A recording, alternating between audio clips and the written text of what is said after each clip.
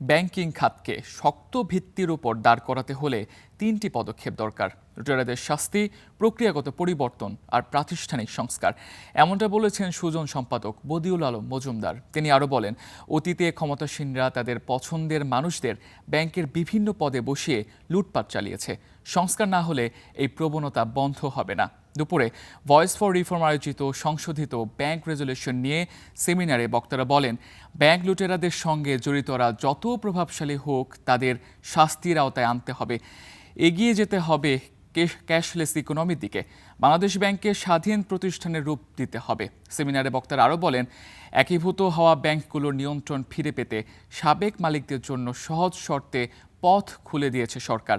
তারা বলেন, রুগ্ন ব্যাংকিং খাতকে টেনে তুলতে অন্তর্বর্তী সরকারের নেয়া সবচেয়ে সাহসী পদক্ষেপ ছিল ব্যাংক রেজুলেশন অধ্যাদেশ 2025। তবে বর্তমান সরকার অধ্যাদেশ সংশোধন করে নির্বাচনী ইশতেহার ধরে রাখতে পারেনি। সংস্কার না করে টাকা ছাপিয়ে সমস্যার সমাধান খুঁজছে, যা হিতে বিপরীত হবে।